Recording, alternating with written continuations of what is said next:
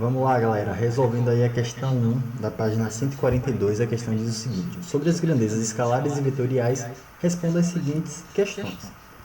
Aí no item A, o que diferencia uma grandeza escalar de uma grandeza vetorial? Como a gente discutiu em sala, a grandeza vetorial ela possui módulo, que é o valor numérico dessa grandeza, direção e sentido.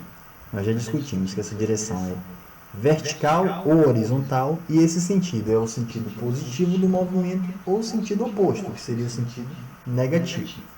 E já nas grandezas escalares, a gente só vai possuir esse módulo, esse valor numérico, tá bom? Não vai interessar para a gente o sentido nem a direção da grandeza, mesmo porque ela não vai se caracterizar com esses dois elementos aqui, que caracterizam a grandeza vetorial, tá bom? No item B, por que a força e a velocidade são grandezas vetoriais? Como a gente viu, a grandeza vetorial ela precisa ter um módulo, um valor numérico, uma direção e um sentido. Aí eu representei aqui a velocidade através desse carro. A gente sabe que o carro ele segue, ele se movimenta seguindo uma direção, né, e um sentido. Essa direção normalmente é horizontal, a gente vê poucos carros que seguem na direção vertical, né? Ainda não existem os carros voadores.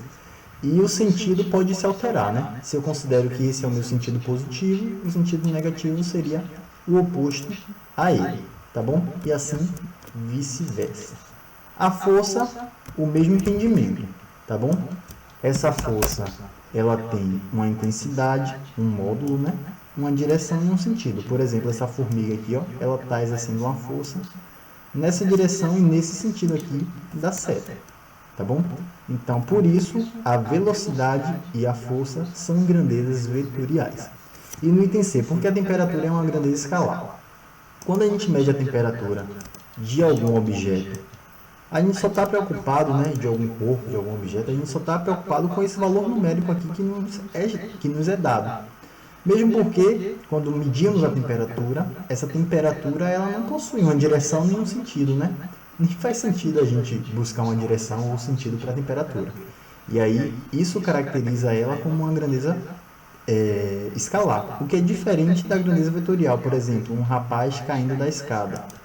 A gente sabe que, além de ter o valor numérico, né, referente a essa queda que a gente vai obter na situação, né, esse valor numérico referente aí à velocidade, por exemplo, da queda, a gente possui uma direção, que é a direção vertical nesse caso, e um sentido, tá bom? Ele está indo de encontro ao chão, então a gente poderia caracterizar o sentido nesse caso como esse sentido, né, de encontro ao chão, tá bom?